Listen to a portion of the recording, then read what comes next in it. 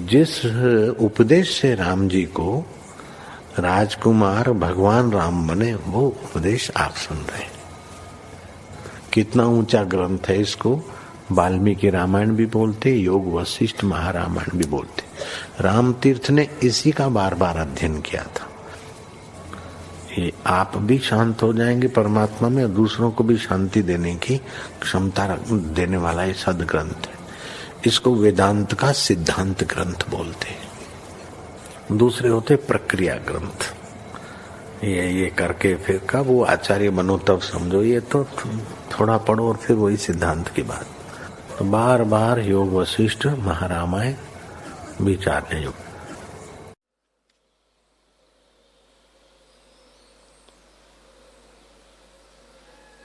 ओम श्री सद्गुरु परमात्मने नमः। श्री वशिष्ठ जी बोले, हे रामचंद्र जी, मन के सब अर्थ रूपी तृणों को ज्ञान रूपी अग्नि लगावे और वैराग्य रूपी वायु से जगावे। जब इन तृणों को भस्म कर डालोगे तब तुम परम शांति को प्राप्त होंगे। मन के जलने से परम संपदा प्राप्त होती है। इससे भिन्न सब आपदा है। मन का उपशम करने में ही कल्याण है। ये जो भीतर बाहर नाना प्रकार के पदार्थ दिखते हैं, वे मन के मोह से उत्पन्न हुए हैं।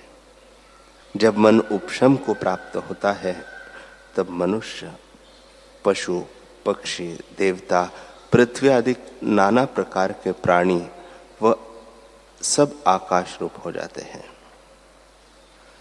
यह सब ब्रह्म है।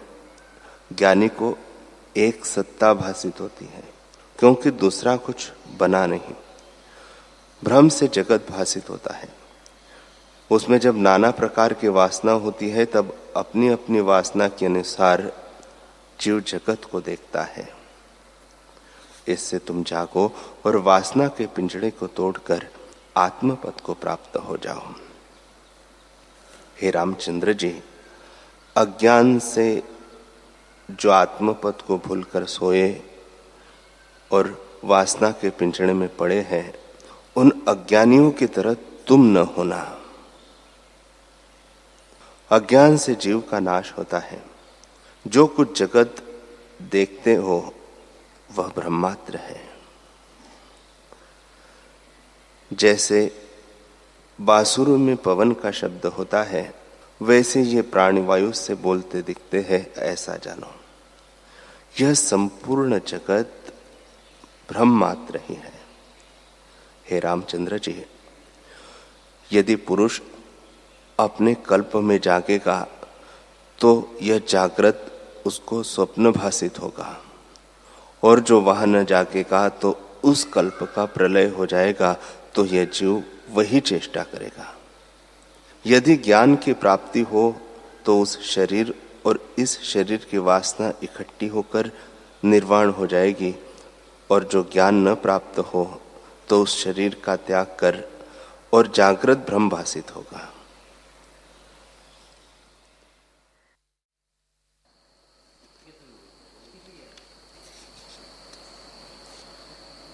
श्री योग वासिष्ठ महारामायण मुमुक्षु प्रकरण सर्ग 13।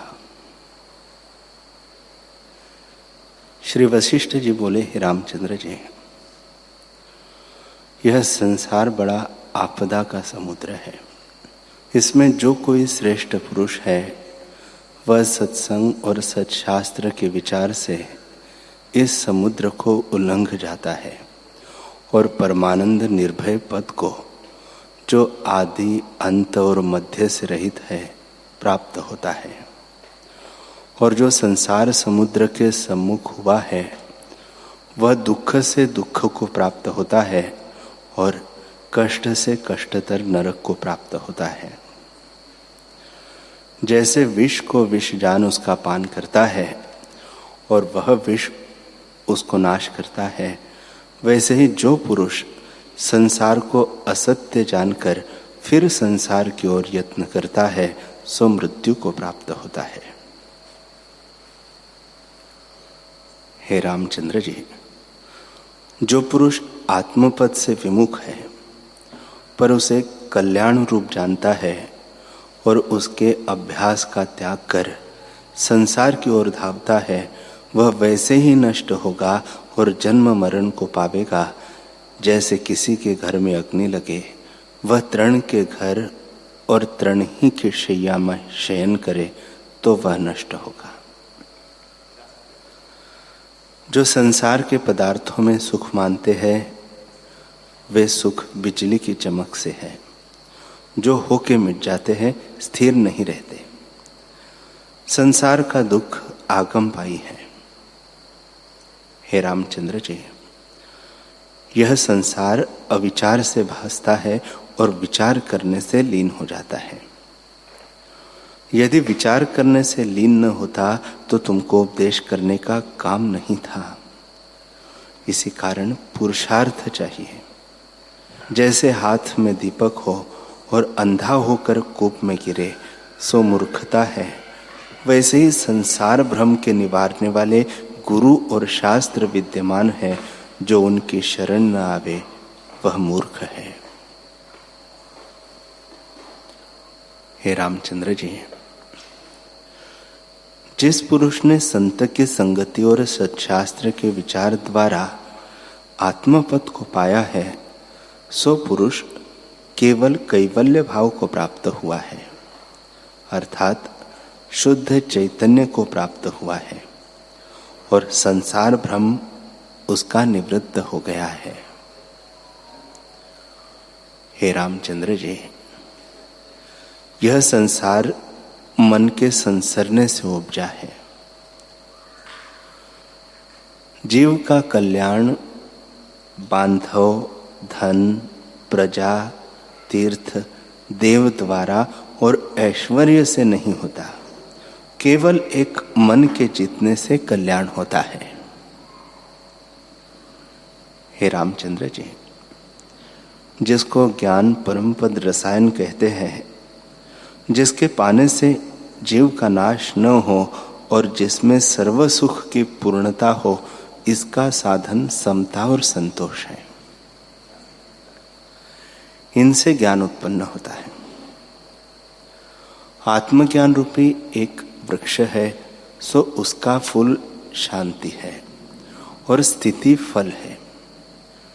जिस पुरुष को यह ज्ञान प्राप्त हुआ है, शांतिमान होकर वह निर्लेप रहता है। उसको संसार का भाव अभाव रूप स्पर्श नहीं होता। जैसे आकाश में सूर्य उदय होने से जगत की क्रिया होती है और जब वह दृश्य अदृश्य होता है तब जगत की क्रिया भी लीन हो जाती है, और जैसे उस क्रिया के होने और न होने में आकाश ज्यों का त्यों है, वैसे ही ज्ञानवान सदा निर्लेप है। उस आत्मज्ञान की उत्पत्ति का उपाय यह मेरा शास्त्र है। हे रामचंद्र जी, जो पुरुष इस मोक्षोपायक शास्त्र को श्रद्धा संयुक्त पढ़े अथवा सुने तो उसी दिन से वह मोक्ष का भागी हो।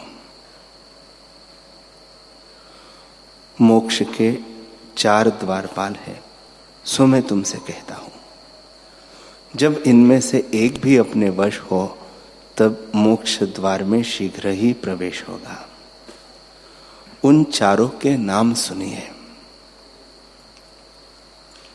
हे रामचंद्र जी, शम जीव के परम विश्राम का कारण है।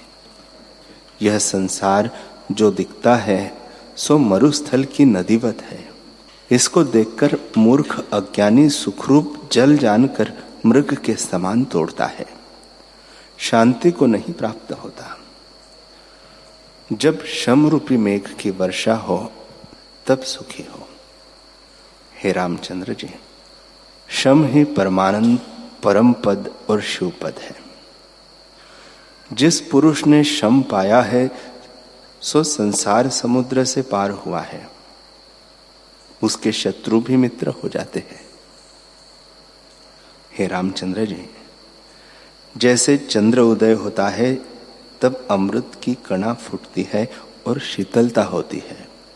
वैसे जिसके हृदय में शम रूपी चंद्रमा उदय होता है, उसके सब ताप मिट जाते हैं और परम शांतिमान होता है। हे रामचंद्र जी, शम देवता के अमृत समान कोई अमृत नहीं। शम से परम शोभा की प्राप्ति होती है। जैसे पूर्णमासिका के चंद्रमा की कांति परम उज्जवल होती है, वैसे ही शम को पाके जीव की उज्जवल कांति होती है। जैसे विष्णु के दो हृदय हैं, एक तो अपने शरीर में और दूसरा संतों में है, वैसे ही जीव के भी दो हृदय हैं, एक अपने शरीर में और दूसरा शम में। जैसा आनंद शमवान को होता है, वैसा अमृत पीने से भी नहीं होता। हे रामचंद्र जी, कोई प्राण से प्रिय अंतर्धान होकर फिर प्राप्त हो तो जैसा आनंद होता है, उस आनंद से भी अधिक आनंद शमवान को होता है। उसके दर्शन से जैसा आनंद होता है, ऐसा आनंद राजा, मंत्री और सुंदर स्त्री को भी नहीं। हे राम जी, जिस पुरुष को शम की प्राप्ति हुई है, वह वंदना करने और पूजने योग्य है।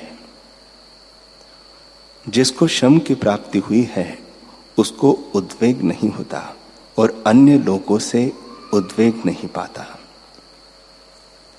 उसकी क्रिया और वचन अमृत की नाई मीठे और चंद्रमा की किरण के समान शीतल और सबका हृदय राम है।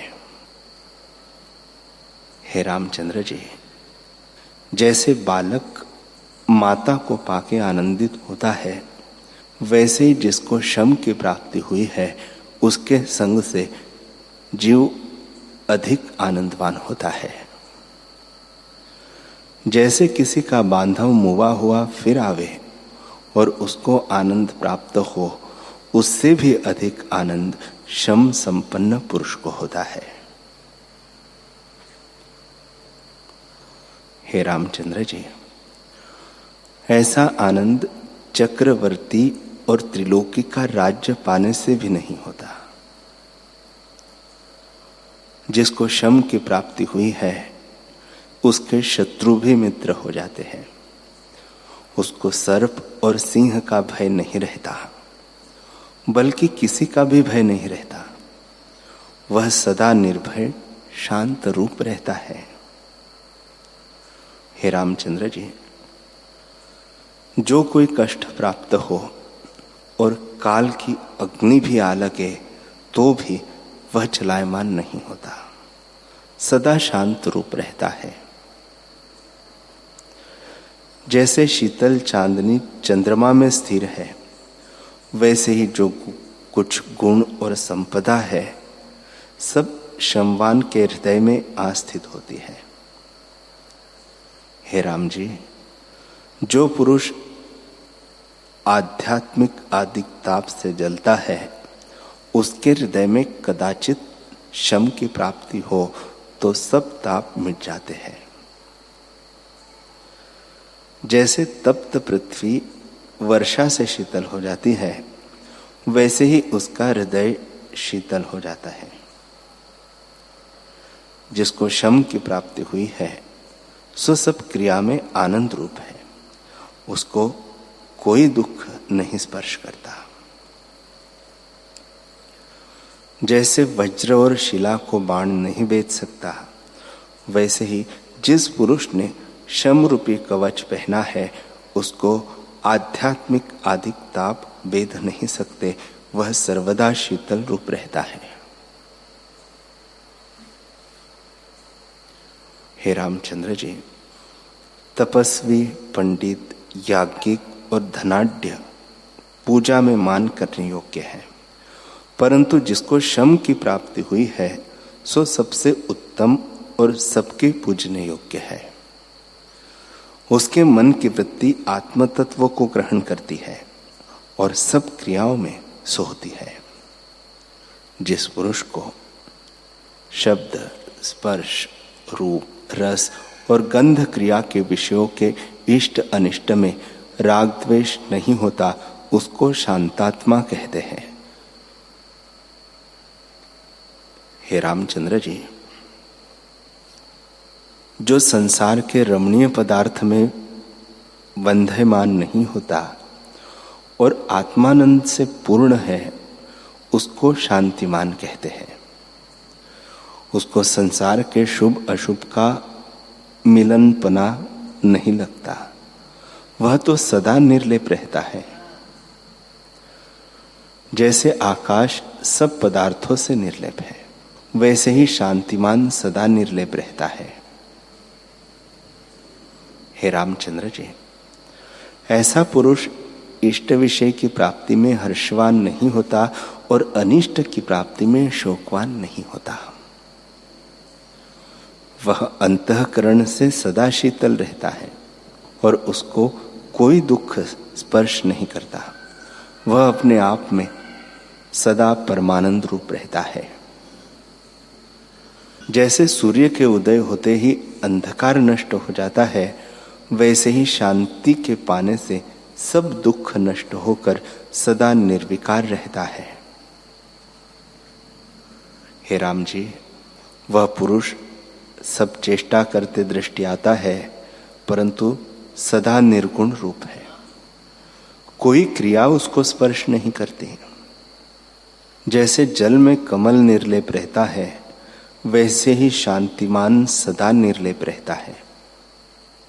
हे राम जी, जो पुरुष बड़ी राज्य संपदा और बड़ी आपदा को पाकर ज्यों का त्यों अलग रहता है, उसे शांतिमान कहिए। हे राम जी, जो पुरुष शांति से रहित है, उसका चित्त क्षण क्षण राग द्वेष से तपता है, और जिसको शांति की प्राप्ति हुई है, सो भीतर बाहर शीतल और सदा एक रस है। जैसे हिमालय सदा शीतल रहता है, वैसे ही वह सदा शीतल रहता है।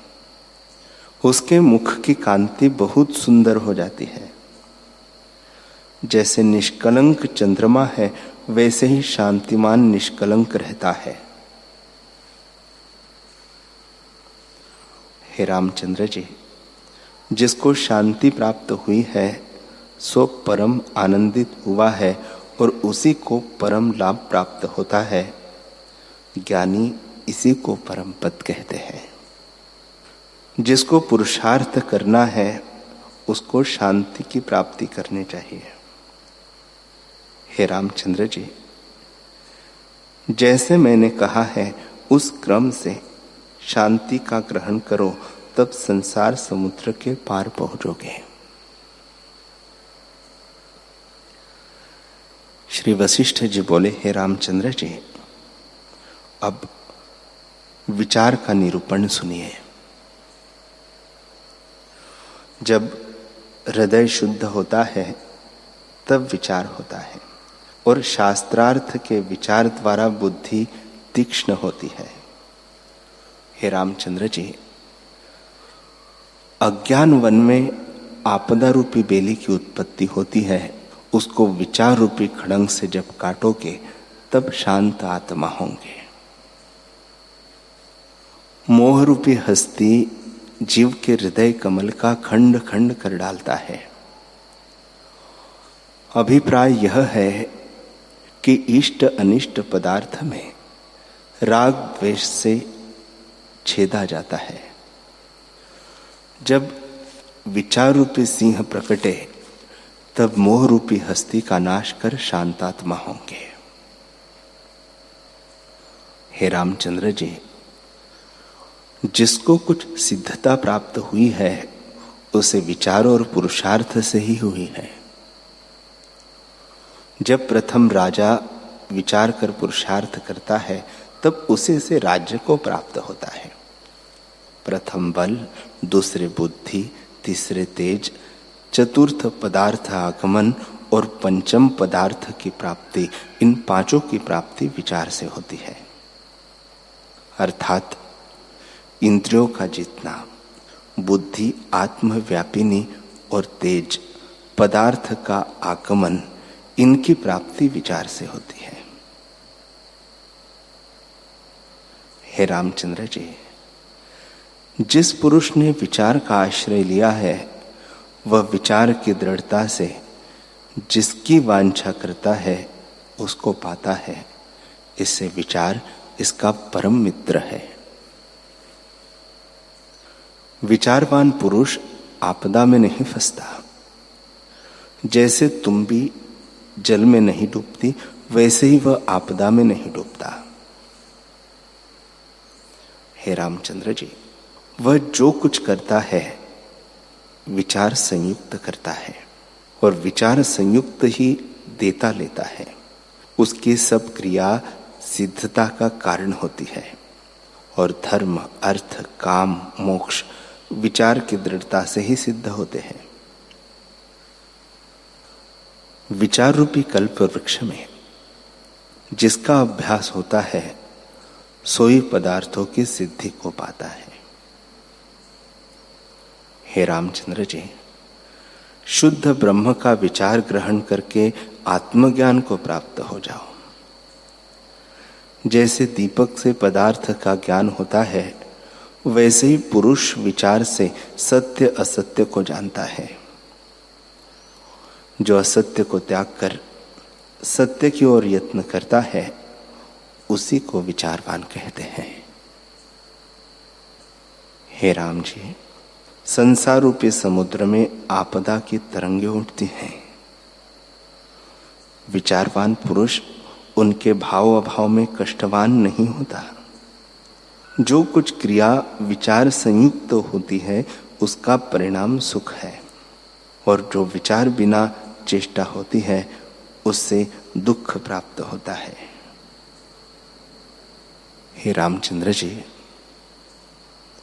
अविचार रूप कंटक के वृक्ष से दुख के बड़े कंटक उत्पन्न होते हैं। अविचार रूपी रात्रि में तृष्णा रूपी पिशाचिनी विचरती है और जब विचार रूपी सूर्य उदय होता है तब अविचार रूपी रात्रि और तृष्णा रूपी पिशाचिनी नष्ट हो जाती है।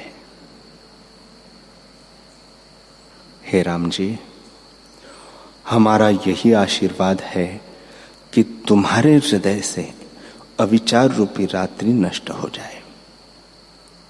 विचार रूपी सूर्य से अविचारित संसार दुख का नाश होता है। जैसे बालक अविचार से अपनी परछाई को वैताल कल्प के भय पाता है और विचार करने से भय नष्ट हो जाता है, वैसे ही अविचार से संसार दुख देता है और सत्शास्त्र द्वारा युक्ति कर विचार करने से संसार भय नष्ट हो जाता है। हे रामचंद्र जी, जहां विचार है वहां दुख नहीं है। जैसे जहां प्रकाश है वहां अंधकार नहीं होता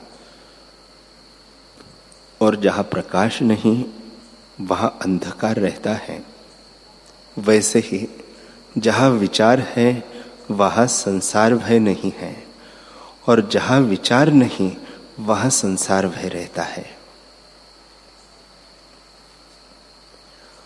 जहां आत्मविचार उत्पन्न होता है वहां सुख देने वाले शुभ गुण स्थित होते हैं। जैसे मणि सरोवर में कमल की उत्पत्ति होती है, वैसे विचार में शुभ गुणों की उत्पत्ति होती है। जहां विचार नहीं है वहां ही दुख का आगमन होता है। हे राघव, जो कुछ अविचार से क्रिया करते हैं सो दुख का कारण होती है। जैसे चूहा बिल को खोद के मृत्तिका निकालता है, वह जहां इकट्ठी होती है वहां बेली की उत्पत्ति होती है, वैसे ही अविचार से जो मृत्तिका रूपी पाप क्रिया को इकट्ठी करता है उससे आपदा रूपी बेली उत्पन्न होती है। अविचार रूपी घुन के खाए सूखे वृक्ष से सुख रूपी फल नहीं निकलते। अविचार उसका नाम है जिसमें शुभ और शास्त्र अनुसार क्रिया न हो। हे राम जी, विवेक रूपी राजा है और विचार रूपी उसकी ध्वजा है। जहां विवेक रूपी राजा आता है वह विचार रूपी ध्वजा भी उसके साथ फिरती है, और जहां विचार रूपी ध्वजा आती है वह विवेक रूपी राजा भी आता है। जो पुरुष विचार से संपन्न है सो पूजने योग्य है। जैसे द्वितीया के चंद्रमा को सब नमस्कार करते हैं, वैसे ही विचारवान को सब नमस्कार करते हैं। हे राम जी, हमारे देखते देखते अल्प बुद्धि भी विचार की दृढ़ता से मोक्ष पद को प्राप्त हुए हैं। इससे विचार सबका परम मित्र है।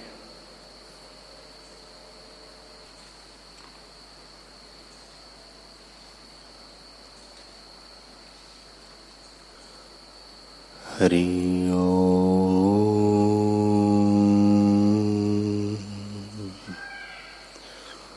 हरि ओम।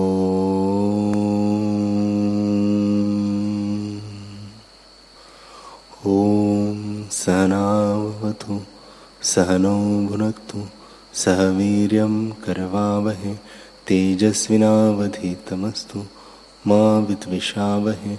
ओम शांति शांति शांति। श्री सद्गुरुदेव भगवान की जय।